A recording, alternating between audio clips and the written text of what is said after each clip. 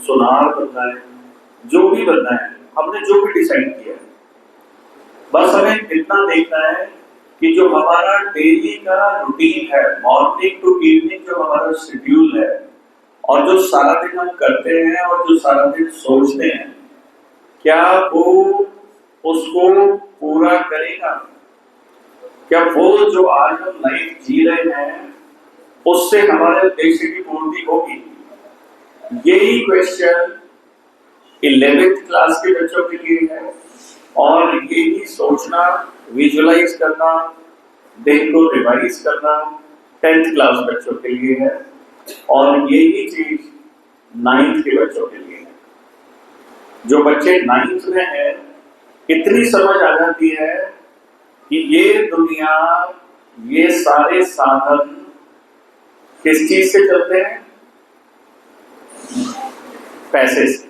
देखो, किसी 8th class के बच्चे ने बोला पैसे से, मैं तो सोच रहा था 9th क्लास के बच्चे को पैसे की वैल्यू पता होगी, पर यहाँ तो 8th क्लास के बच्चों को भी पैसे की वैल्यू मालूम है ना? पैसा किस चीज से आता है? पैसा रोजगार से आता है। किस चीज से आता है पैसा? सर्विस से।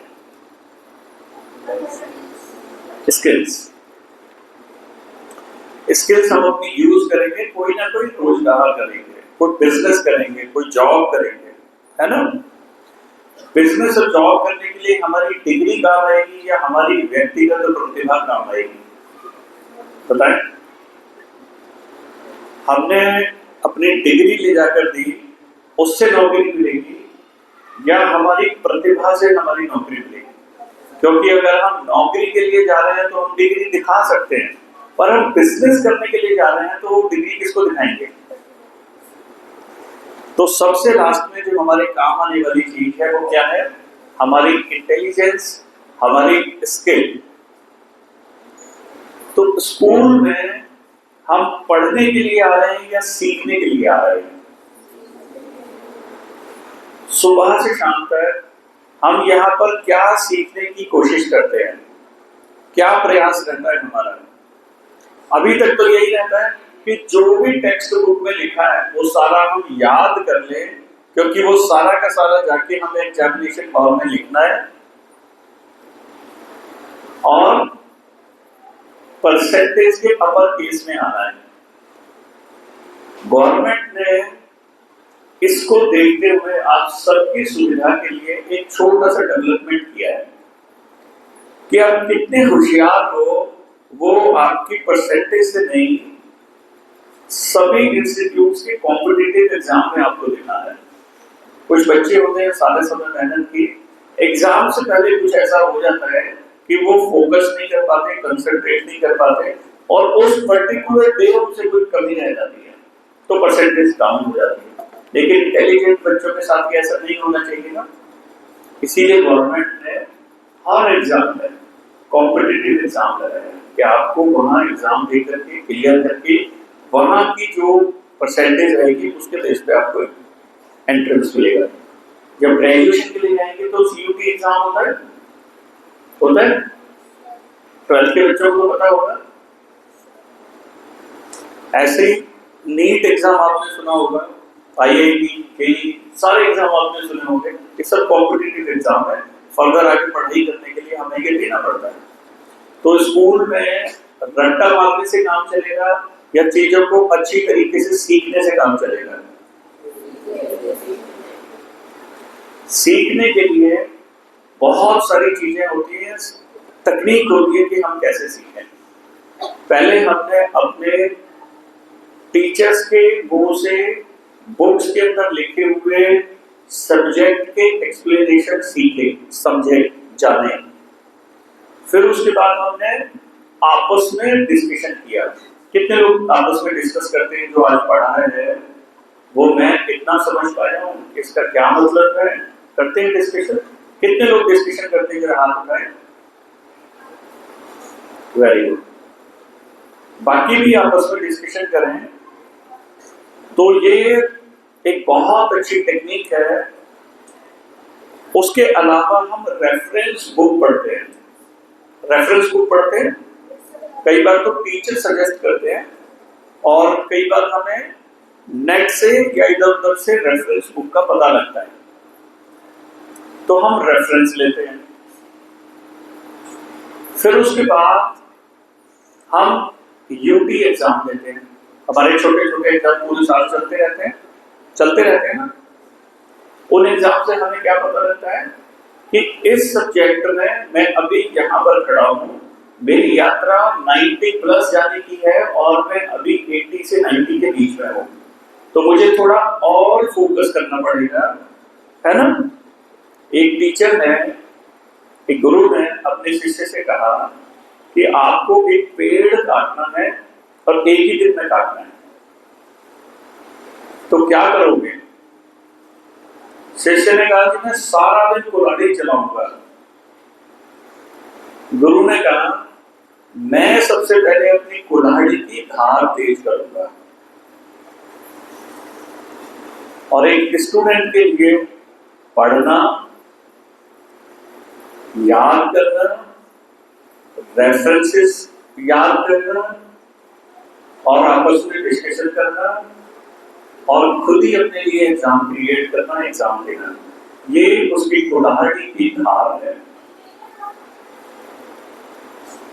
तो हम जितना अपने आप को शार्प करेंगे उतना ही हम एग्जामिनेशन हॉल में बैठ करके कॉन्फिडेंस से लिख पाएंगे। वरना होता क्या है, हमें लगता है हमने बहुत अच्छी तैयारी की है, लेकिन जैसे ही एग्जामिनेशन हॉल में पहुंचते हैं तो थोड़ी सी घबराहट तो होती है। सच बात है कि नहीं है? थोड़ी सी घबराहट होती है ना।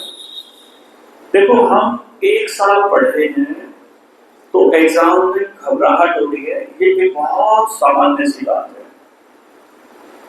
एक महाभारत किताब है, ग्रंथ है हमारा महाभारत। कितनों ने महाभारत के विषय में सुना है? महाभारत में एक युद्ध हुआ है कुरुक्षेत्र में, हुआ है। उस कुरुक्षेत्र युद्ध में एक तरफ पांडवों की सेना है, एक तरफ कौरवों की सेना है, ऐसा है। कौरवों और पांडवों के बीच में जो युद्ध चल रहा है, युद्ध के जस्ट स्टार्ट होने से पहले, एकदम शुरू होने से पहले अर्जुन कृष्ण को ये कहते हैं कि मेरे रथ को दोनों सेनाओं के बीच में लेकर चलिए, मैं देखना चाहता हूं कि कौन कौन युद्ध करने के लिए आया है। इतना मालूम है सबको कि ऐसा हुआ था। उसके बाद जैसे ही अर्जुन देखते हैं कि ये तो मेरे पितामह हैं, ये तो मेरे गुरुदेव हैं, ये सब मेरे भाई बंधु मामा, इस तरीके के सब मेरे रिश्तेदार, मेरा परिवार है, तो वो लड़ने से मना कर देते हैं कि इससे अच्छा तो मैं वन में जाके भिक्षा मांग लूंगा, लेकिन मैं खून से सने हुए, अपने रिश्तेदारों के खून से सने हुए सिंहासन पर नहीं बैठूंगा। और वो हथियार डालकर रखते थे। देखिए, अर्जुन अपने समय के सबसे बड़े योद्धा थे। सारी उम्र उन्होंने सिर्फ युद्ध करना ही सीखा था। उनको ले लेकर एक ही चीज आती थी, लड़ाई करना और जीतना। और वो नंबर 1 फाइटर थे। उसके बावजूद जिस समय उनकी स्किल की सबसे ज्यादा जरूरत थी, जिसने सबसे ज्यादा प्रैक्टिस की हो, जो सबसे नंबर 1 हो, वो तो हमेशा कॉन्फिडेंस में रहता है ना। लेकिन उसके भी दिल में घबराहट हुई तो हम बच्चे क्या चीज है ना। अगर एग्जाम देख करके हमारे हृदय में घबराहट होती है तो कोई बड़ा इसमें डरने की बात नहीं है। बड़े बड़े योद्धाओं के हृदय में भी किसी तरीके की घबराहट रहती है। तो जिस प्रकार भगवान कृष्ण ने अर्जुन को युद्ध करने और ना करने के विषय में समझाया, उस ज्ञान को 45 मिनट की उस बात को, जिसमें 700 श्लोक हैं, 18 अध्याय हैं, उसे श्रीमद् भगवद गीता कहते हैं। उसके अंदर इस तरीके से घबराहट वाले योद्धाओं के लिए बहुत अच्छी अच्छी शिक्षाएं दी हुई हैं। और ये घटना कोई लाखों करोड़ों साल पुरानी नहीं है, ये सिर्फ 5000 साल पुरानी घटना है। कुरुक्षेत्र हरियाणा में, भारत, यहाँ दिल्ली से मुश्किल से 150 किलोमीटर दूर है, वहां की ये घटना है 5000 साल पहले की।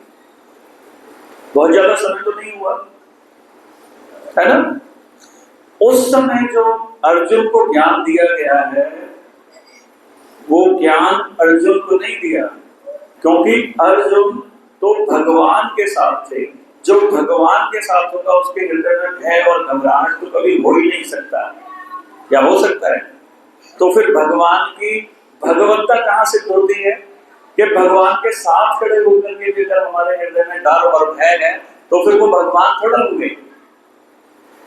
भगवान ने अर्जुन को माध्यम बना करके हम कलयुग के हम बच्चों को, जो आज स्कूलों में पढ़कर अपने भविष्य का निर्माण करने वाले हैं, उनको शिक्षा देने के लिए अर्जुन को माध्यम बना के गीता कही, जो विशेष रूप से हमारे लिए ही कही गई है।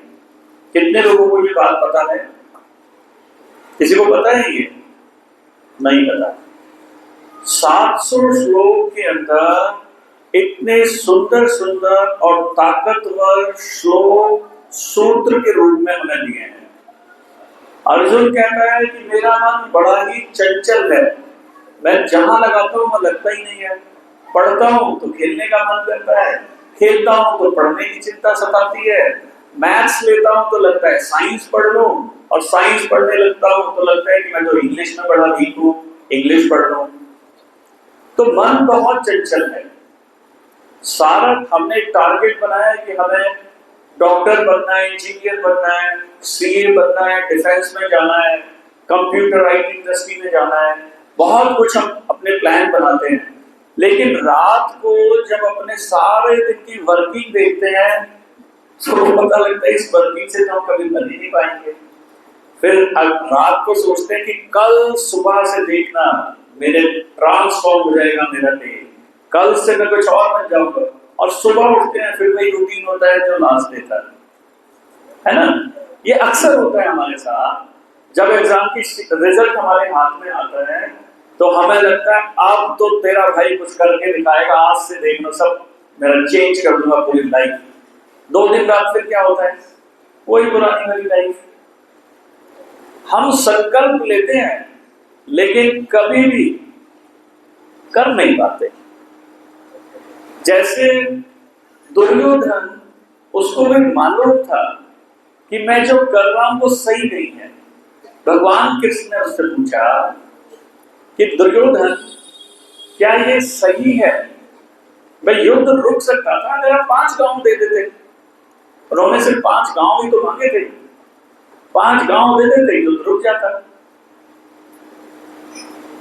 तो दुर्योधन कहता है मुझे भी मालूम है भगवान की मैं जो कर रहा हूं ये गलत है, पर मैं क्या करूं, अच्छी चीजों में मेरी बुद्धि नहीं लगती है।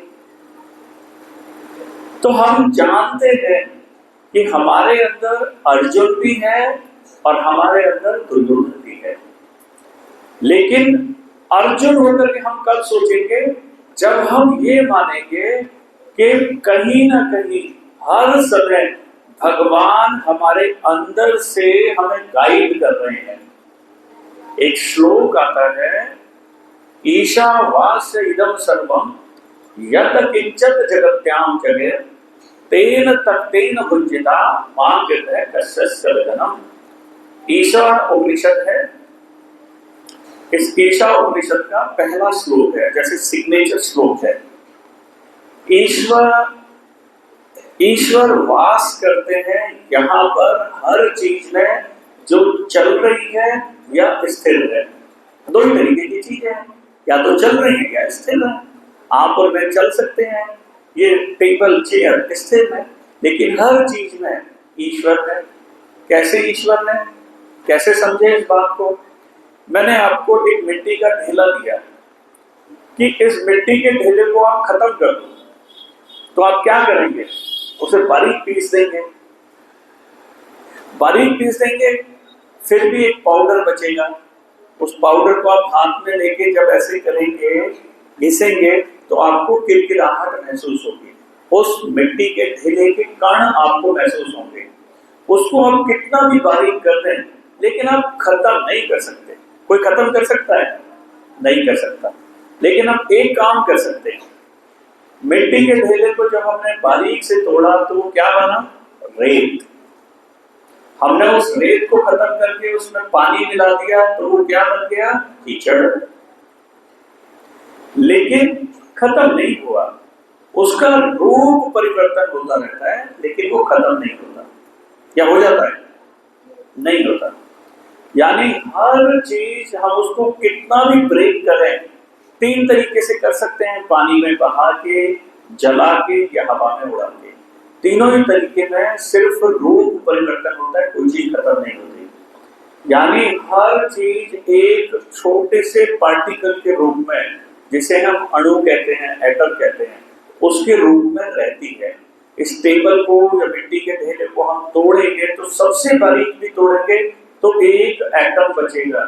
यानी ये टेबल असंख्य बहुत सारे एटम का एक समूह है। यही है ना, बहुत सारे एटम्स इकट्ठा हुए, उनको एक शेप मिली, उस शेप की वजह से उसमें कुछ गुण पैदा हुए, उस गुण की वजह से उसका नाम हुआ, फिर वो उसका परिवर्तन हुआ, तो फिर रूप, फिर गुण, फिर नाम। बस यही चेंज होता रहता है, कोई चीज खत्म तो नहीं होती।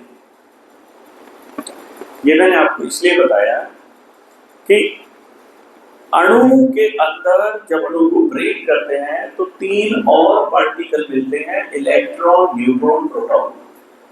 इलेक्ट्रॉन, न्यूट्रॉन, प्रोटॉन की जब हम प्रॉपर्टीज को डिस्कस करते हैं तो ये वही निकलते हैं जिन्हें हमारे ग्रंथों में हजारों साल से ब्रह्मा, विष्णु और महेश बोला है। ब्रह्मा जी क्रिएटर है, विष्णु जी सस्टेनर है और शिव जी ट्रांसफॉर्मर है। Energy can not be destroyed, it changes. नई किसी भी एनर्जी को हम खत्म नहीं कर सकते, एनर्जी का रूप परिवर्तन होता है। तो एक एटम के अंदर 3 रूप में भगवान विराजमान है। ऐसे ही एटम के समूह से हम बने हैं, ऐसे ही एटम के समूह से टेबल बनी है, ग्लास बना है, दीवारें बनी है। हर चीज एटम से बनी है जिसके अंदर ऑलरेडी भगवान है। तो जब हम कह रहे हैं कि ईशावास्य इदम सर्वम, ईश्वर वास करते हैं यहाँ सभी में, तो हम ये जान पा रहे हैं कि वो सचमुच हैं, क्योंकि अब हम समझ चुके हैं कि भगवान शक्ति के रूप में हमारे हृदय में भी है और सारी सब जगह बाहर है। तो जब अर्जुन ये कहता है कि चंचलम ही मनः कृष्ण परमाधि बलवंदनम तस्याहं निग्रह मन में वायु सदुष्कृतम, असंशय महाबाहो मेरा मन बड़ा चंचल है। चंचलम ही मनः कृष्ण, बहुत मेरा मन चंचल है। प्रमाधि बलवंदनम, बहुत ज्यादा घमंडी है, क्रोधी है और बहुत ज्यादा जो है वो प्रमादी बलवत्तम, मेरे बल से भी ज्यादा बहुत ज्यादा घमंडी है। मैं उसे काबू नहीं पा सकता हूँ।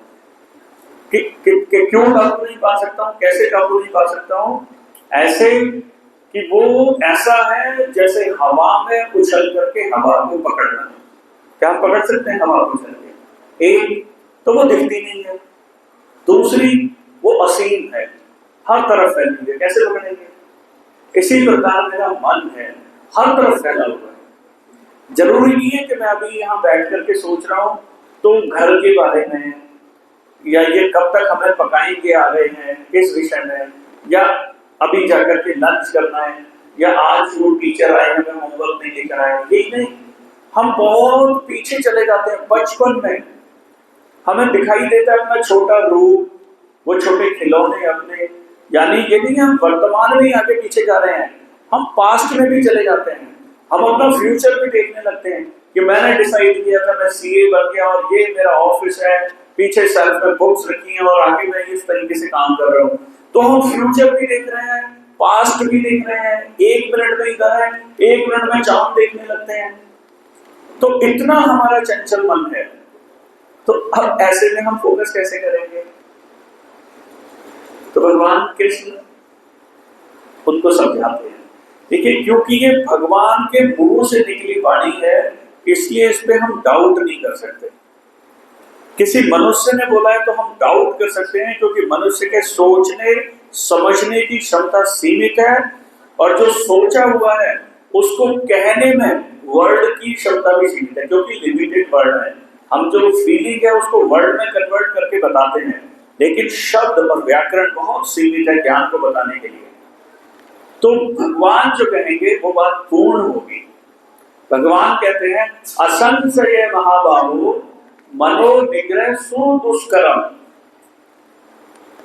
सही कहते हो, इसमें कोई संशय नहीं है। मतलब महाबाहु मतलब बहुत मजबूत भुजाओं वाले, कि मन को निग्रह करना, मन को कंट्रोल करना सुदुष्करम है। मतलब खाली दुष्कर्म नहीं है, सु यानी बहुत ज्यादा कठिन है। पर इसका सूत्र क्या है? अगली लाइन में सूत्र देते हैं, अभ्यासेन तो कौन्तेय वैराग्य चिग्रहते। अभ्यास करो, लगातार प्रैक्टिस करो। Practice making and perfect. The moment we start practising, धीरे धीरे धीरे परफेक्शन आने लगता है ना? ऐसा होता है। प्रैक्टिस करो, मन भाग रहा है पढ़ते हुए, उसे पकड़ करके वापस लगाओ, फिर मन भागेगा, पकड़ करके वापस लगाओ। हमारा ब्रेन हमारे कंट्रोल में रहता है। अगर हम उसे अपने कंट्रोल में नहीं रखते हैं तो हम उसके कंट्रोल में चले जाते हैं। ये कैसे होता है, इसे समझते हैं पहले कि हम कैसे इसके प्रैक्टिस करेंगे। जो बच्चे कोई व्हीकल चलाना सीखते हैं, स्कूटी, कार, जो भी, तो जब हम कार चलाना सीखते हैं तो हम एक्सीलेटर, ब्रेक पूरा ध्यान रखते हैं। क्लच, एक्सीलेटर, ब्रेक, बैकव्यू मिरर, और हर समय इन सब चीजों का चलाते हुए ध्यान रखते हैं। दबाया नीचे देखेंगे, गियर लगाते हुए देखेंगे गियर की तरफ, तो एकदम कितना कॉशियस होकर के चलाते हैं। जिस समय हम कॉशियस वर्किंग करते हैं उस समय हम अपने सब कॉशियस ब्रेन को ट्रेंड करते हैं।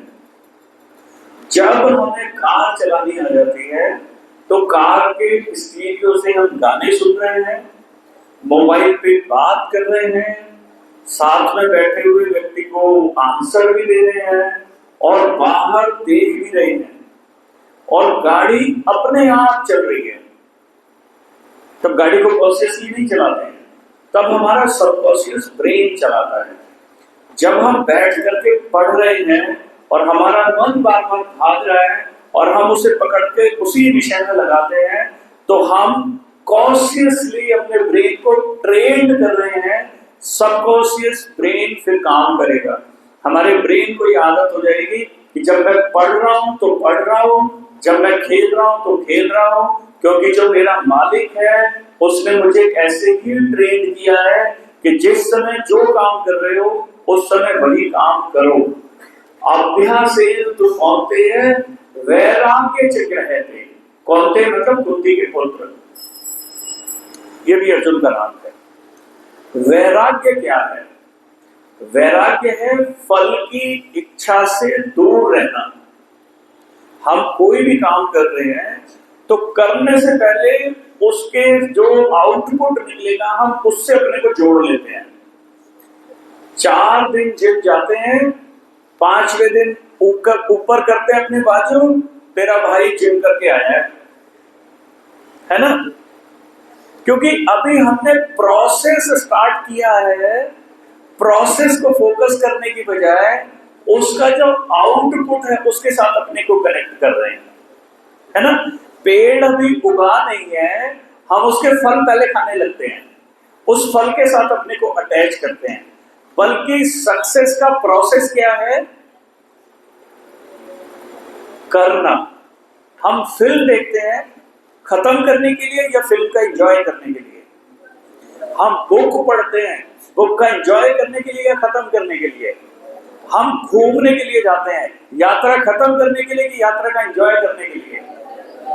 आज जो हम पढ़ रहे हैं, जो मेहनत कर रहे हैं, जो एक्सपीरियंसेस ले रहे हैं इस 12 साल की अपनी पढ़ाई को खत्म करने के लिए, या एक एक मिनट को पूरी तरीके से जी के इसका एंजॉय करके अपनी स्किल डेवलप करके अपने फ्यूचर को तैयार करने के लिए? हमेशा याद रखो, ये जो हमारी लाइफ है ये लाइफ का गोल्डन पीरियड है। आज अगर मैं चाहूं, आज अगर हमारे टीचर चाहें कि हम वापस स्कूल जाएं और जो स्कूल में पहले गलतियां की थी, आज बिना उन गलतियों को किए हुए हम दोबारा स्कूल में एडमिशन लेके अपनी लाइफ को दोबारा से क्रिएट करें, क्या हम में से कोई कर सकता है? कौन कर सकता है? इस हॉल में बैठे हुए आप लोग आज आप अपनी जिंदगी के निर्माण करने के उस प्रक्रिया से गुजर रहे हैं जिसपे आपका कंट्रोल है। आप चाहें तो कुछ भी कर सकते हैं। मेरे कुछ भी कहने का मतलब कुछ भी से है। आपने मक्खी देखा है? एक्सपीरियंस है ना मक्खी का? मिठाई पे बैठी होती है, मिठाई पे बैठती है मक्खी। हलवाई की दुकान पे जाते हैं, कई बार बैठी होती है। जब हम गली से निकलते हैं, कहीं कूड़ा पड़ा होता है, उस पर भी बैठी होती है। मक्खी को नहीं पता कहाँ कूड़ा है, कहाँ मिठाई है, वो कूड़े पर भी बैठती है और मिठाई पर भी बैठती है। हमारा मन भी ऐसे है, उसे नहीं पता कि मैं टाइम वेस्ट कर रहा हूं या मैं टाइम यूज कर रहा हूं। वो दोनों ही जगह मस्ती में रहता है, उसे दोनों ही जगह आनंद आ रहा है। लेकिन आपने मधुमक्खी को देखा है? हनी बी कहां बैठती है? फूलों में। कभी उसे गंदगी में बैठे हुए देखा है? हमारा मन मक्खी नहीं होना चाहिए, मधुमक्खी जैसा होना चाहिए, जो हमेशा अच्छी चीजों का संग करे। मक्खी खाकर क्या बनाती है?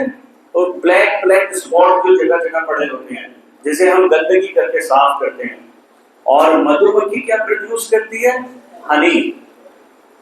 हनी एनर्जी का सोर्स है। जब बच्चा पैदा होता है तो उसको हनी चटाया जाता है जब बहुत छोटा होता है, ताकि उसको डायरेक्ट एनर्जी मिले। तो अच्छी संगति का फल अच्छा होता है, और मन को खुला छोड़ करके गंदगी पे भी विचार करे, उसका रिजल्ट गंदा होता है। हम बुरे रह करके कभी अच्छे नहीं बन सकते, लेकिन हम अच्छे रह करके बुरों से दूर रह सकते हैं। जब तक हमें अच्छाई और बुराई का पता नहीं होगा तो हम कैसे डिफरेंस करेंगे?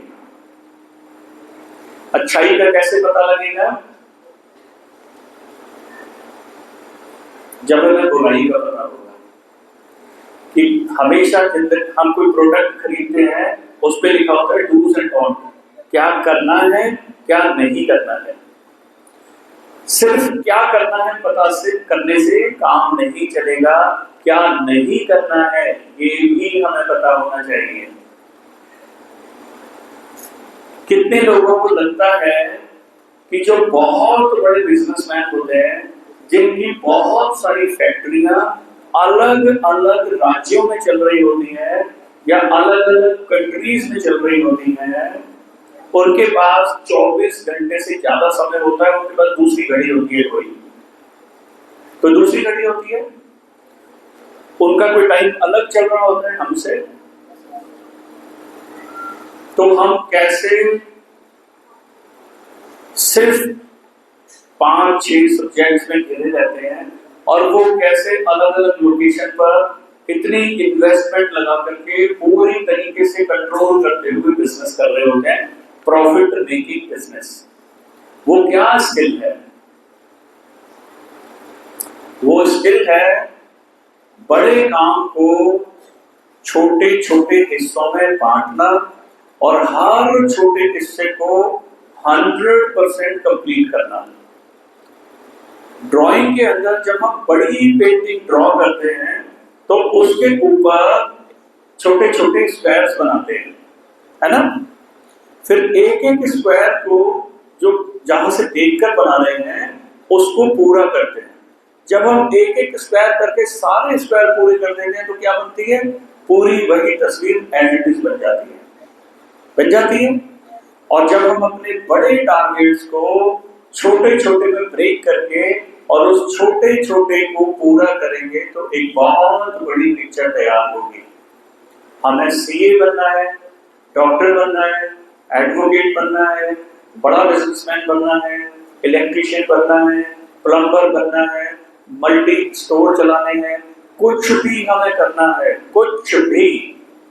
हर चीज के लिए स्किल की जरूरत होती है। उस स्किल को कैसे डेवलप करेंगे, उस टारगेट को कैसे अचीव करेंगे, इसके लिए हम रिवर्स वैल्यू करेंगे, रिवर्स कैलकुलेशन करेंगे। अगर मैं आज 12th क्लास में हूँ, 8th क्लास में हूँ, तो ग्रेजुएशन तक मेरे पास कितने साल हैं, और जो मैं करना चाहता हूँ उसके लिए क्या मुझे मास्टर डिग्री भी करना पड़ेगी, तो मैं 2 साल और ऐड करता हूँ। तो आज 2026 जुलाई में बैठा हूँ, जिस दिन मैं मास्टर्स कर लूंगा उस दिन क्या डेट होगी, कौन सा ईयर होगा, ये मार्क करो। ये मार्क करने के बाद जिसने एमडी में, एमबीबीएस के बाद एमडी करेंगे, एमडी में जिसने एडमिशन लेना है उसकी क्या क्वालिफिकेशन होनी चाहिए, वो क्वालिफिकेशन एमबीबीएस में क्या होनी चाहिए, एंड में एमबीबीएस के लिए 12th में क्या होनी चाहिए, 12th में कौन से सब्जेक्ट होने चाहिए, 11th में क्या पढ़ना है, 10th में क्या स्कोर करना है, इस तरीके से रिवर्स कर रहे हैं। फिर आज की जो मेरी लाइफ है, आज के जो क्रिएटिव आर्ट्स मेरे पास हैं, प्रोडक्टिव आर्ट्स मेरे पास हैं, उनको मैं कैसे यूटिलाइज करूं, उनको कैसे शेड्यूल करूं, कैसे अपने एक एक घंटे, एक एक मिनट को मैं ऑर्गेनाइज करूं, एक ऑर्गेनाइज चार्ट बनाऊं जो घंटों में नहीं मिनट में होगा। मैं हर काम के लिए आधा घंटा, 1 घंटा ना लिख करके मैं 20 minute, 25 minute, 15 minute, 10 minute, 48 minute इस तरीके की कैलकुलेशन करके बनाऊं। जब मैं इस तरीके की कैलकुलेशन करके बनाऊंगा, उसे फॉलो करूंगा, तो मैंने एक बहुत बड़ी पिक्चर का छोटा छोटा बॉक्स बनाया। एक एक बॉक्स को अगर मैं पूरा करता जाऊंगा तो 7 साल बाद जो मैंने टारगेट लिखा था, या तो मैं उसे अचीव कर चुका होऊंगा, या उसके बहुत नजदीक होऊंगा, या उस लाइफ में मैं बहुत अच्छा कर रहा हूँ। ये 3 सिचुएशन हो सकती हैं, चौथी तो कोई नहीं होगी। या तो उसके नजदीक होगा, या वो अचीव कर चुका होगा, या उसके अंदर बहुत अच्छे रिजल्ट के साथ काम कर रहा होगा। लेकिन ये शुरुआत कहां से होगी, आज से और अभी से। मैं अपना टारगेट बनाऊंगा, टारगेट बना के आज की डेट में अपने शेड्यूल को बनाऊंगा, क्योंकि मेरे पास बहुत कम समय है। जो बच्चे 12th में हैं उन्हें मालूम है उनके एग्जाम कितने दिनों में है, कितने दिन उनके पास हैं, उसमें से रातें निकाल दें, स्कूल का टाइम निकालें, आने जाने का टाइम निकालें, नहाने धोने खाने पीने का नॉन प्रोडक्टिव टाइम निकालें, उसके बाद देखें कितने घंटे दिन में प्रोडक्टिव उनके पास हैं। अगर आपने सीरियसली अपने इस शेड्यूल को बनाया तो आप देखेंगे कुछ मिनट्स ही आपके पास है एक दिन में। हम उनको बढ़ा नहीं सकते, क्योंकि जो जाने में घर तक समय लगेगा वो लगेगा, नहाने धोने में जो समय लगेगा, खाने पीने में जो समय लगेगा। किसी न किसी रिश्तेदार की शादी में जाना है, होली दिवाली सारे त्योहार भी मनाने हैं, उन सबको भी अगर हम निकाल दें तो फिर टाइम घंटों में बचेगा। क्या इस सिनेरियो में, इस स्थिति में हमारे पास वेस्ट करने के लिए टाइम है? 12th के बच्चे जरा हाथ खड़ा करके बताएं किस किस के पास वेस्ट करने के लिए टाइम है किसी के पास? तो अब मैं ये कहना चाहता हूं कि ये समय जो कुछ महीने का बचा है, ये बहुत सीरियस टाइम है हमारे पास। ये एक अपॉर्चुनिटी हमारे पास बची है, इसके बाद ये समय लौट करके नहीं आएगा। हम तो यही रहेंगे, स्कूल यही रहेगा, सारे दोस्त, रिश्तेदार, शादी ब्याह, त्योहार, हर चीज अपने समय पर हो रही होगी, लेकिन हम अपना समय खो चुके होंगे। एक आदमी उस बस में जा रहा है जिसमें सबके पर्स उनकी जेब में, सिर्फ हमारी जेब कट गई। कैसा लगेगा कि हम सफर तो कर रहे हैं पर एक भी पैसा हमारे पास नहीं बचा, जो समय के रूप में आज हमारे पास है। ये समय आइसक्रीम की तरह हमारे हाथ में है, अगर हमने इसका एंजॉय कर लिया तो ठीक, वरना पिघल तो रही है। हर सेकंड हमारा वेस्ट हो रहा है। इस समय हमारे हाथों में वो बारीक रेत की तरह समय निकल रहा है। मैं आपको डरा नहीं रहा हूं, मैं सिर्फ इतना बता रहा हूं कि दुनिया के अंदर 3 ही ताकत हैं जो चीजों को खत्म करती हैं। पहली है तलवार, हर चीज को काटती है, ताकतवर है। दूसरा है आग, जो हर चीज को जला देती है, लोहे तक को जला देती है, टेम्परेचर के बाद जलाती है, एग्री करते हैं।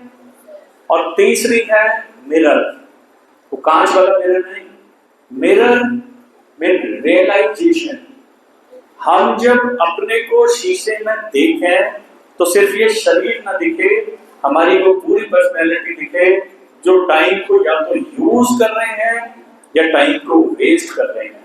मैं किस पिक्चर में फिट होता हूं, टाइम वेस्ट करने वालों में या टाइम यूज करने वालों में? अब मैं आपसे कुछ प्रश्न करना चाहता हूं, मेरी तरफ जरा ध्यान दें। स्कूल से जाने के बाद कैलकुलेट करके बताना, रात को 9:30 बजे तक हमारे पास कितने घंटे होते हैं? कैलकुलेट करके बताओ।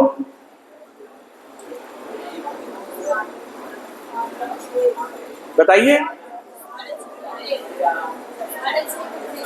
6.5 घंटे होते हैं। कितने? 7.5 घंटे होते हैं। अब 7.5 घंटे के 2 टुकड़े कर दीजिए, आधा घंटा बफर छोड़ दीजिए, तो हमारे पास कितने घंटे हुए? 3.5 घंटे। क्या हम 3.5 घंटे पूरे दिन में सीरियसली और फोकस पढ़ सकते हैं? हम नहीं पढ़ सकते। उसका कारण है क्योंकि हमारी प्रैक्टिस नहीं है। हमें नींद आ जाएगी, हमारा ब्रेन इतनी देर तक कॉन्शियसली वर्क करने का हैबिचुअल नहीं है, क्योंकि हम ज्यादातर सब कॉन्शियसली काम करते हैं। कैसे? हम स्कूल आ रहे हैं तो हमारे अंदर कोई उत्साह नहीं है, हम वैसे ही आ रहे हैं जैसे रेगुलर आते हैं। जब हमें ये पता लगा कि मेरे पास सिर्फ 1.5 महीना प्रोडक्टिव टाइम है, मेरे पास दिन में सिर्फ अपनी लाइफ को बनाने के लिए सिर्फ 3.5 घंटे हैं, तो मेरा उत्साह कितना होना चाहिए, मेरे हृदय में कितनी बेचैनी होनी चाहिए अगर मेरा टाइम वेस्ट हो रहा है तो। लेकिन हम उसी सबकॉन्शियस ब्रेन से काम करते हैं, अभी तो बहुत समय है। बाहर से हम जरूर दिखाते हैं कि मुझे चिंता है, पर हमें चिंता होती नहीं है। हम चिंता का जिक्र करते हैं कि मुझे चिंता है, एक्चुअल मुझे चिंता नहीं है। जिस समय हमें किसी भी काम की चिंता होती है, वो हमारे चेहरे पे, हमारे हाव भाव में और हमारी बॉडी लैंग्वेज में दिखाई देता है। 12th का एक बच्चा, 11th का एक बच्चा, 10th का एक बच्चा, उसके अंदर की बेचैनी, उसकी पढ़ाई की सीरियसनेस में दिखनी चाहिए। कितने बच्चे आधा घंटा दिन में मोबाइल देखते हैं? हाथ खड़ा करें, सिर्फ आधा घंटा जो देखते हैं। अच्छा, अब इन बच्चों में से वो बच्चे हाथ खड़ा करें जो झूठ नहीं बोल रहे हैं। मुझे नहीं मालूम आप कितनी देर देखते हो, आपको पता है आप कितनी देर देखते हो। आपके और मेरे बीच में एक अब रिलेशन बना है, वो रिलेशन बना है सच्चाई का। हम उन सच्ची बातों को समझने का प्रयास कर रहे हैं जिन बातों के माध्यम से कल हम अपना भविष्य बनाने वाले हैं, और वो कल बहुत ज्यादा दूर नहीं है, कुछ ही साल की बात है। तो उस सच्चाई के प्लेटफॉर्म पे अब मुझे दोबारा से हाथ खड़ा करके बताएं कि सिर्फ आधा घंटा मोबाइल कौन देखता है, 1 घंटा कौन देखता है, और 2 घंटा कौन देखता है। अब हम बिल्कुल सच्चाई के ऊपर हैं, और मैंने बताया सबके अंदर भगवान है। आप मुझसे झूठ बोल सकते हो, अपने आप से तो नहीं बोल सकते। आपके अंदर बैठा हुआ भगवान तो सच्चाई को समझ रहा है, क्योंकि हम कुछ समझना चाहते हैं अपने बारे में, इसलिए हम इस तरीके के क्वेश्चंस कर रहे हैं। मुझे मत बताओ, अपने आप को बताओ कितना हमारा स्क्रीन टाइम है। आज की डेट में एजुकेशन के बहुत ज्यादा मटेरियल हमें ऑनलाइन मिलते हैं, इसलिए हमें मोबाइल तो यूज करना ही पड़ेगा, ये एक आज की सच्चाई है ना। लेकिन क्या सिर्फ हम वही कंटेंट देखते हैं, उसके अलावा हमारा हाथ फिसल के रील पर नहीं जाता है? जाता होगा, मुझसे कहने की आवश्यकता नहीं है। अब हम 5 मिनट बात करेंगे, और उस 5 मिनट के अंदर वो बात होंगी जो शायद आपका जीवन बदल सकती है, अगर आप सुनने में इंटरेस्टेड हैं तो। क्या हम वो बातें करें? ठीक। आपको आपका टाइम वेस्ट करने के लिए कौन रोक रहा है? कोई नहीं रोकता। अपने टाइम को प्रोडक्टिव लगाने के लिए कौन जिम्मेदार है? ये बात कितने लोगों को अब से पहले मालूम था कि मैं अपनी लाइफ का क्रिएटर हूं, मैं अपनी लाइफ की फिल्म का राइटर हूं, डायरेक्टर हूं, एक्टर हूं। तो जो मैं लाइफ जी रहा हूं, क्या यही मेरी लाइफ है? क्या मैं यही लाइफ चाहता था, या मैं इससे बेटर चाहता था, या मैं किसी और की मेरी लाइफ में आकर के मुझे मोटिवेट करके मेरे उद्देश्यों को प्राप्त करने के लिए मुझे फोर्स करे आगे, क्या मैं उसका इंतजार कर रहा हूं? मैं अपनी लाइफ को अपने तरीके से जीने के लिए किसका इंतजार कर रहा हूं? किस मोमेंट का इंतजार कर रहा हूं? किस टीचर का, किस दोस्त का, किन का इंतजार कर रहा हूं जो आकर के मेरी लाइफ को मैं जैसा चाहता हूं वैसा जीने वाला बनाए? किसको पैसे पसंद नहीं है? हाथ खड़ा करो जिसको पैसे पसंद नहीं है। किसको मान सम्मान और अपने लिए तालियां बजवाना पसंद नहीं है? किसको अपने पेरेंट्स को प्राउड फील कराना पसंद नहीं है? कौन ये नहीं चाहता कि मेरे टीचर मुझे देख करके प्राउड फील करें कि ये बच्चा जिसने आज ये सारा किया है, ये हमारे स्कूल में मेरे साथ पढ़ता था, मैंने इसे पढ़ाया है। क्या हम अपने टीचर को गर्व महसूस नहीं कराना चाहते? क्या हम अपने पेरेंट्स की, जो हमारे ऊपर इतना पैसा और समय खर्च कर रहे हैं, क्या उनकी मेहनत के लिए उनको गर्व महसूस कराना नहीं चाहते? क्या हम खुद समाज में गर्व से सर उठाकर नहीं चलना चाहते? क्या हम अचीवमेंट नहीं चाहते अपनी लाइफ में? चाहते हैं? कौन कौन चाहता है वो हाथ खड़ा करे। अब मुझे उसका नाम बताइए जो आपको ये सब करने से रोकता है। कोई पड़ोसी है, पेरेंट्स हैं, टीचर्स हैं, दोस्त हैं, कौन है जो आपको रोकता है? बदल दो दोस्तों को जो आपको रोकते हैं। जब हर चीज के कोर में हम देखेंगे ना, तो हम पाएंगे कि हम खुद अपने आप को अच्छा बनने से रोकते हैं। क्यों? उसका एक सबसे बड़ा कारण है कंपैरिजन। दूसरे के साथ हम कंपैरिजन करते हैं, हम अपनी स्पीड आगे नहीं बढ़ाते, दूसरे को पीछे छोड़ना चाहते हैं, उसकी स्पीड कम करके। हम दूसरे के कदम से कदम मिला के चलना चाहते हैं, जबकि सबकी स्पीड अलग अलग है। किसी को गेम्स पसंद है, किसी को कल्चरल एक्टिविटीज पसंद है, किसी को पढ़ना पसंद है। सबके अलग अलग थॉट प्रोसेस है, अलग अलग लाइफ है, अलग अलग टारगेट्स हैं और अलग अलग सबकी गति है। सब एक गति से नहीं चलते हैं, सबकी एक स्पीड नहीं है, सब एक ही तरफ नहीं चल रहे हैं, सब एक जैसे नहीं चल रहे हैं, सब डिफरेंट है। तो सबका सब कुछ डिफरेंट है, तो फिर हम एक दूसरे के साथ कंपैरिजन क्यों करते हैं? ये हमें रोकता है, अपने लिए काम करने से रोकता है। हम दूसरे के जैसा बनने में ज्यादा इंटरेस्टेड हैं, अपने जैसा बनने में कम इंटरेस्टेड हैं। और जो दूसरा जिसके जैसा हम बनना चाहते हैं, वो अपने आप में पहले से ही दुखी है।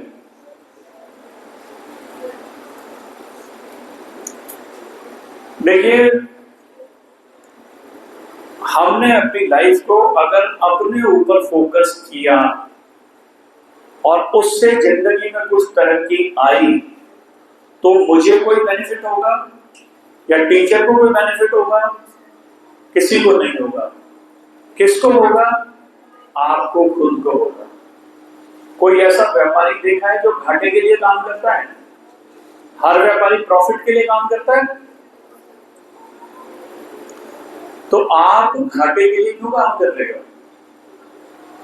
क्यों अपने उद्देश्यों से, अपने टारगेट से सिर्फ इस वजह से कंप्रोमाइज कर रहे हो कि साथ वाला क्या सोचेगा, मेरे दोस्त क्या सोचेंगे, पड़ोसी क्या बोलेंगे? कोई कुछ नहीं बोलेगा। सब अपनी लाइफ में बहुत ज्यादा दुखी है।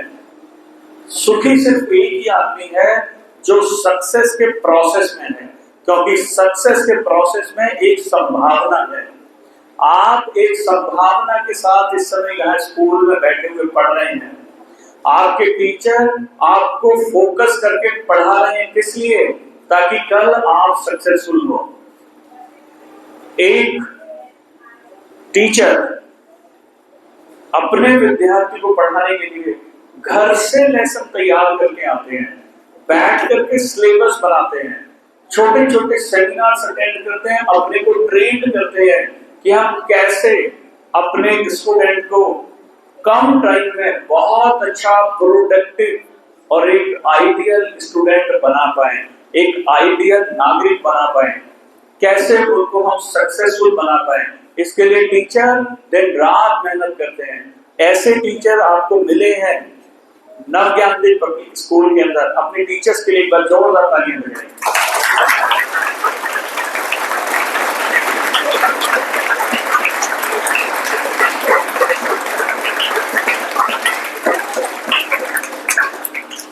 आपको इतने अच्छे टीचर मिले हैं, ये आपकी कोई सामान्य घटना नहीं है, ये आपके जीवन की एक बहुत अद्भुत घटना है। जब आप ये स्कूल पार करके चले जाएंगे, कॉलेज के बाद जब आप याद करेंगे अपने सबसे गोल्डन पीरियड को, तो आपको याद आएंगे वो दोस्त और अपने टीचर। उस समय आप ढूंढोगे कि मेरे टीचर कहाँ हैं। आपका मन करेगा कि मैं उनको कुछ ना कुछ अपनी साइड से रेस्पेक्टफुल उनसे मिलूं और उनको गले लगूं, उनसे आशीर्वाद दोबारा से लूं, उनको थैंक्स बोलूं कि आपने हमारी लाइफ में इतनी हमारी हेल्प की। हम ही ना समझते कि उस समय आपकी वैल्यू नहीं समझ पाए, आज भी नहीं समझ पाएंगे जब तक आप उस पीरियड में नहीं पहुंचेंगे कि जब आप इस गोल्डन पीरियड को याद करेंगे। अभी आप कहीं लिख लें अपने सबसे फेवरेट टीचर का नाम, और आज से 10 साल बाद जब आप अपने बच्चे को स्कूल छोड़ने के लिए जाएंगे, तो आपके मन में टीचर की इमेज वही होगी। और जब आप घर आकर के खोलेंगे कि किस टीचर का नाम लिखेगा, तो आप देखेंगे जब बच्चे को स्कूल छोड़ने के लिए जा रहे थे, उन्हीं टीचर के पिक्चर्स आपके दिमाग में चल रही थी। टीचर्स का हमारी लाइफ में बहुत ही इंपॉर्टेंट रोल है। जब हमें पता है, देखिए किसी मनुष्य में कमी हो सकती है, लेकिन टीचर में कभी नहीं होती। टीचर एक इंडिविजुअल मनुष्य भी है, उसकी जिंदगी में भी बहुत स्ट्रगल है, बट जब उसका कनेक्शन अपने स्टूडेंट के साथ होता है उस समय सारी टेंशन एक तरफ, मेरे स्टूडेंट की क्या प्रॉब्लम है उसके सोल्यूशन के लिए 100% एफर्ट करते हैं, पूरा फोकसली वर्क करते हैं। और हमें ऐसे टीचर मिले हैं सौभाग्य से, भारत के अलावा कहीं पर भी ऐसे टीचर नहीं मिलते जिन्हें सिलेबस के अलावा किसी चीज से काम नहीं होता। भारत के अंदर सिलेबस के अलावा हमारा कैरेक्टर बिल्डिंग भी हमारे टीचर ही करते हैं। किसी को स्कूल में पढ़ाया गया है कि रेस्पेक्ट कैसे कीती है, आप सारी अपनी बुक्स उठा करके देख लीजिए, किसी बुक्स में नहीं बताया कि हमें निस्वार्थ सेवा कैसे करनी है, हमने अपने छोटों को कैसे प्यार देना है, कैसे अपने बड़ों का सम्मान करना है, कैसे अपने दुखी समय को सम रह करके काटना है। कौन हमें बता रहा है? हमारे टीचर। ये उनका एक्स्ट्रा एफर्ट है कि हमें एज ए ह्यूमन भी क्रिएट कर रहे हैं। अदरवाइज सिलेबस पढ़ा करके लोग चले जाते हैं। कहीं भी फॉरेन कंट्री में आप पढ़ेंगे तो सिर्फ जो सिलेबस में लिखा है लेक्चर देकर वही निकल जाते हैं, कोई इंटरेक्शन नहीं है।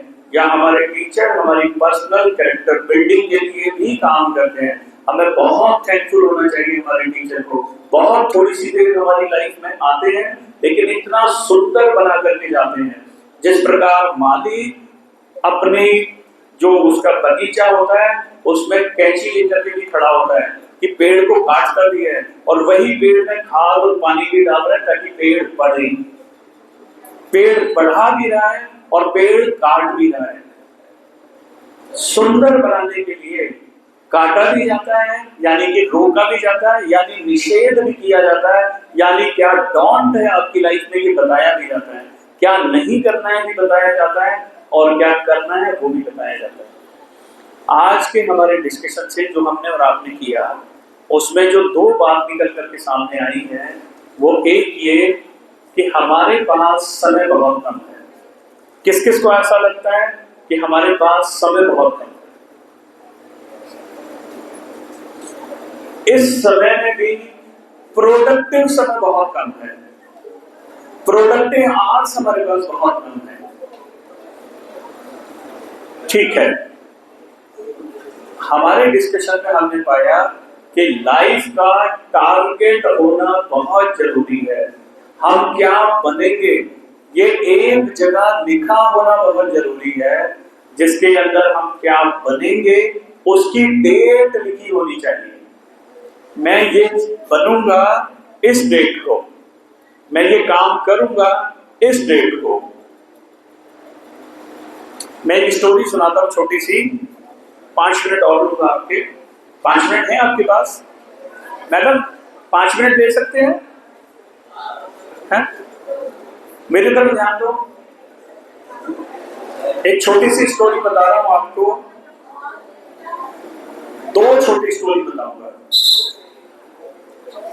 एक 24 मंजिल बिल्डिंग के अंदर एक सज्जन ऑफिस में काम कर रहे हैं।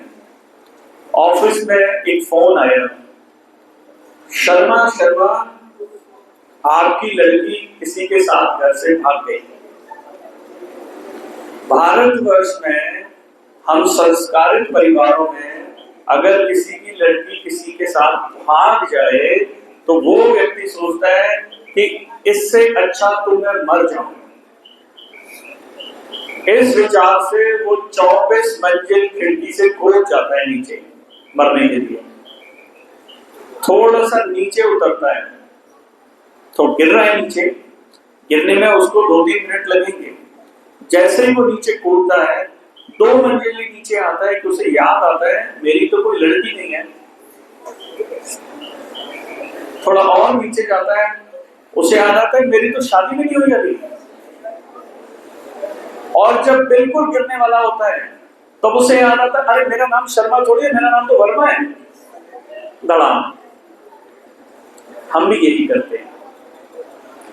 जैसे ही हमें कोई इंफॉर्मेशन मिलती है हम उस पर रिएक्शन देना शुरू कर देते हैं, हम रिएक्ट करना शुरू कर देते हैं। जबकि हमें इंफॉर्मेशन पे रेस्पॉन्स देना है। हर चीज पर रिएक्शन नहीं देना है, रेस्पॉन्स देना है। उसके लिए किसी भी चीज को सुनने के बाद और आंसर करने या रिएक्शन करने से पहले एक पॉज देना है। जैसे ही हमारे हाथ में क्वेश्चन पेपर आएगा, उसको पढ़ने के बाद घबराना नहीं है, उसको पढ़ने के बाद एक पॉज देना है और ये याद रखना है कि मैं वर्मा नहीं हूं, मैं शर्मा नहीं हूं, मैं वर्मा हूं। याद रखें कि मेरी अभी कोई लड़की नहीं है, मेरी तो शादी भी नहीं हुई है, तो इसलिए मुझे खबर सुनते कौन नहीं पढ़ना है। मेरे हाथ में एग्जामिनेशन में बैठा क्वेश्चन पेपर आते ही पहले विचार करना है। तो क्या होगा, वो घबराने वाला टाइम, जो देखते ही रिएक्ट करने वाला टाइम होता है ना, वो निकल जाएगा। और फिर हम एक एक क्वेश्चन को कूल माइंड से रेस्पॉन्स देंगे, क्योंकि सबकी तैयारी हमारे टीचर्स ने पूरा साल पहले से ही अच्छे से करा दी है। ठीक है। दूसरा एक स्टोरी है फुटबॉल को लेकर के। फुटबॉल का मैच देखा है, सुना है, जानते हैं सब। एक बड़ा स्टेडियम होता है, 2 गोल लगे होते हैं, 2 टीमें अलग अलग कलर की टी शर्ट्स पहन के खेलती हैं, बीच में रेफरी होता है, साइड रेफरी होते हैं। सब समझ आ गया? ऐसे फुटबॉल का मैच खेला जाता है। रेड वाली टीम को ब्लू वाली टीम का एक गोल करते हैं और ब्लू वाली टीम को रेड वाली, और दोनों गोल पोस्ट के ऊपर 2 गोलची खड़े होते हैं। दोनों ने अपने गोल करने नहीं देने और रोकते हैं करने वाले को। ऐसा फुटबॉल का गेम होता है। समझ आ गया? वर्ल्ड कप हो रहा है आजकल, सुना है ना, फीफा वर्ल्ड कप चल रहा है। फुटबॉल वर्ल्ड कप के फाइनल में 2 टीम पहुंची हुई है, ब्राजील और अर्जेंटीना।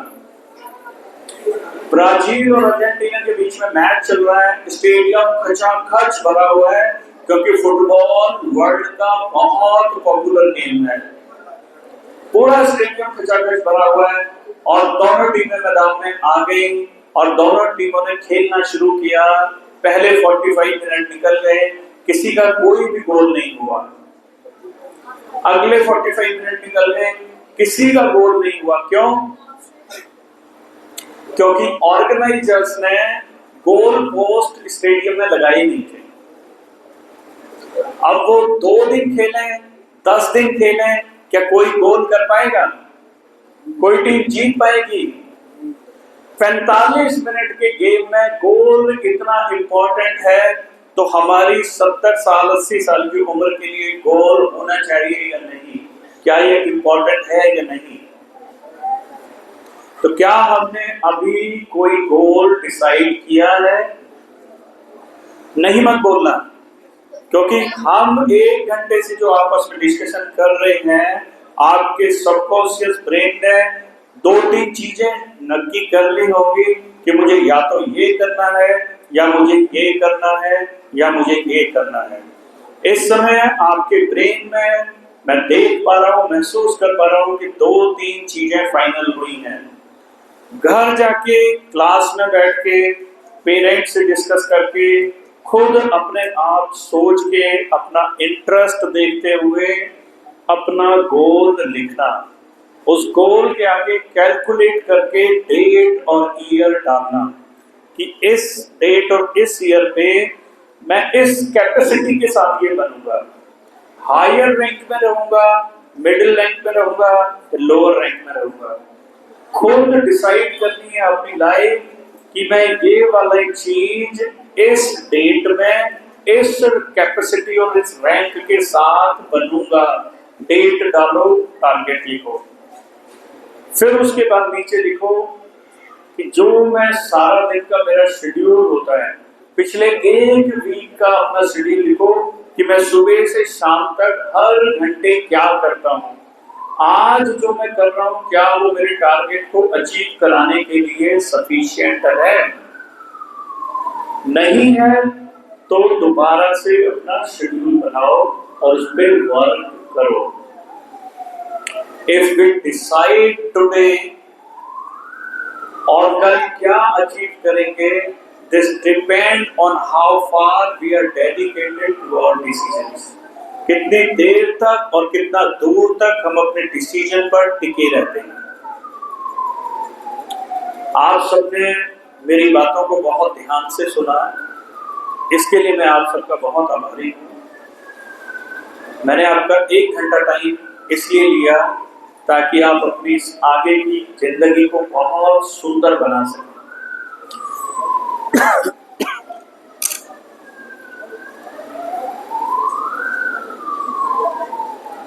हो सकता है मेरी कुछ बातें आपको अच्छी ना लगी हो सकता है मेरी कुछ बातें आपको समझ भी नहीं आई हो सकता है, ये भी हो सकता है कि मेरी कुछ बातें आपको समझ आई हो, और ये भी हो सकता है कि मेरी कुछ बातें आपको बहुत अच्छी लगी।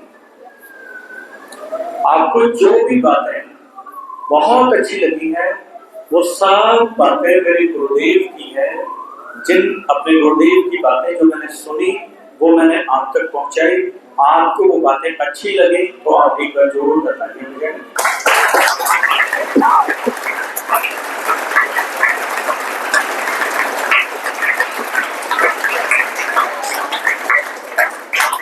कुछ ऐसी बातें नहीं होंगी जो आपकी समझ नहीं आई और जो आपको बुरी लगी, उनके लिए मुझे क्षमा करना। वो सारी बातें मेरी अपनी थी।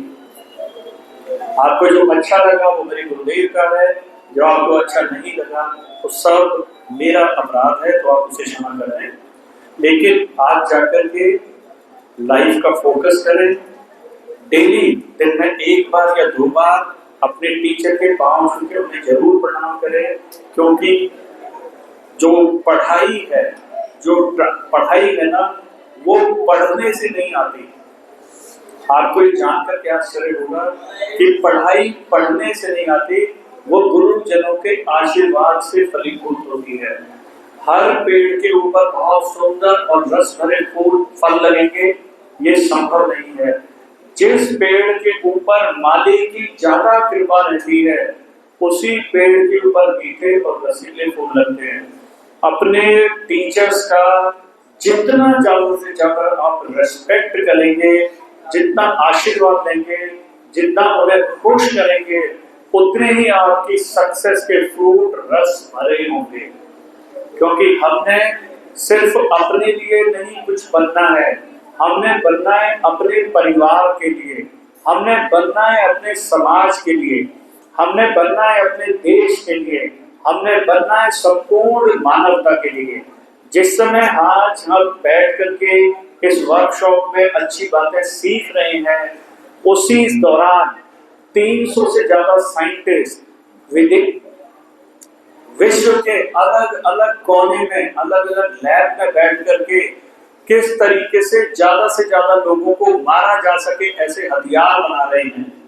साइंटिस्ट जो हमसे ज्यादा पढ़े लिखे हैं, जिनकी जिंदगी हमसे बहुत ज्यादा उन्नत है, जिनका लेवल हमसे बहुत ज्यादा ऊपर है, वो मानवता को खत्म करने के हथियार और जैविक हथियार बना रहे हैं। पढ़े लिखे वो भी हैं, पर हमें मानवता के लिए काम करना है।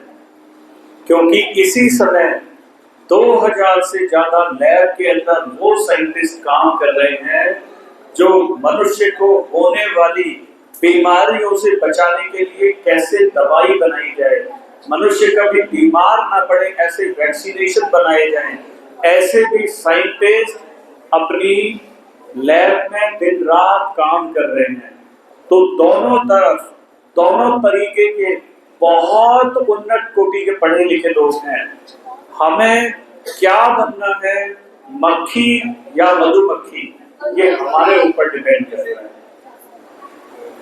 किसी का कोई प्रश्न है तो आप मुझसे पूछ सकते हैं, 5 मिनट हमारे पास समय है। किसी का भी कोई प्रश्न हो। इसमें 2 ही चीजें हैं, या तो मेरी बातें सारी आपको समझ आ गई, या इसका अपोजिट भी है कि कुछ भी समझ नहीं आया।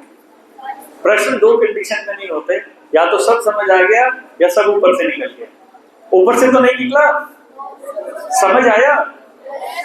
कितने लोग आज जिन्होंने जो भी सुना है उसके ऊपर घर जाकर काम करेंगे? अब कितने लोगों को ये बात समझ आ गई कि साधन से नहीं कृपा से लाइफ बनेगी? देखो, दोबारा से स्पष्ट करता हूं क्योंकि अभी सबको समझ नहीं आया। हम पढ़ाई करते हैं, बुक पढ़ते हैं, हम जो ये किताब पढ़ रहे हैं, इस किताब को किसी ने लिखा है। जिसने लिखा है उसने वो ज्ञान किसी से लिया है, फिर उसको लिखा है, और हम उस लिखे हुए ज्ञान को पढ़ रहे हैं।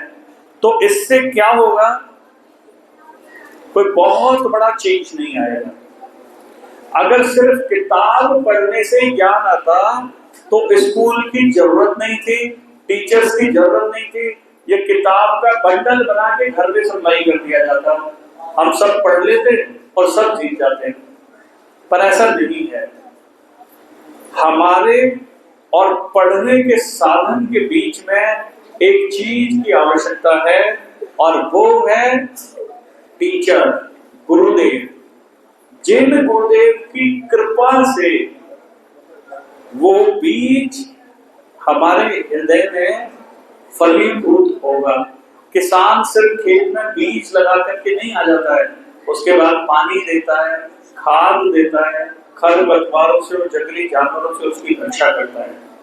हमारे टीचर उस किसान की तरह एक एक ज्ञान, एक एक सूत्र को हमारे हृदय में डालते हैं, और जब तक उसमें फल नहीं निकलता, जब तक हम उसको अच्छी तरह सीख नहीं जाते, समझ नहीं जाते, वो उसकी रक्षा करते हैं। इसलिए पढ़ना साधन सिद्ध नहीं है, कृपा सिद्ध है। इसलिए अपने टीचरों के आश्रित रहें, अपने पेरेंट्स के आश्रित रहें, तभी हम अच्छी तरीके से एक रसीले फलदार वृक्ष के रूप में बढ़ पाएंगे, जो घर की, समाज की, देश की, विश्व की और पूरी मानवता की सेवा कर पाएंगे। तो इसी विचार के साथ मैं अपनी वाणी को विराम देता हूं, और जल्द ही आपसे दोबारा फिर मैं मुलाकात करने आऊंगा। तब सबके हाथ में उनके उद्देश्य और उद्देश्य को पाने के लिए उनके डेली का शेड्यूल लिखा हुआ होगा, तो मुझे अच्छा लगेगा, क्योंकि उससे आपकी लाइफ में अभूतपूर्व परिवर्तन आने वाला है। आज तक हमने जो लाइफ जी वो बहुत अच्छी थी, देखिए आज तक जो लाइफ जी है ना वो बहुत अच्छी है, पर अब जो शेष है वही विशेष है। जो अब बचा है ना वही विशेष है।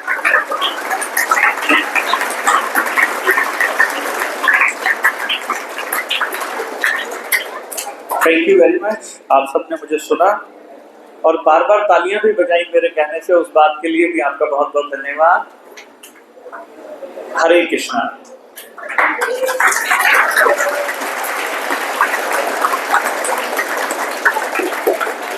मेरे पीछे पीछे दोनों हाथ उठा करके एक महामंत्र बोलेंगे जो हमारे हृदय में ताकत भरता है।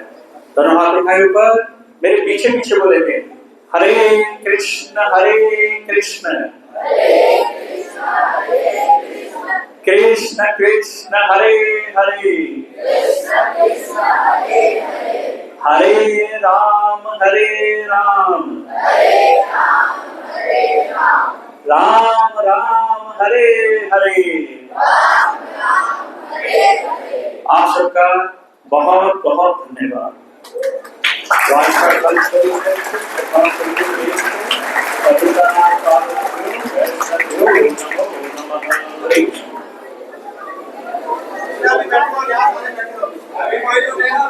हरे कृष्ण।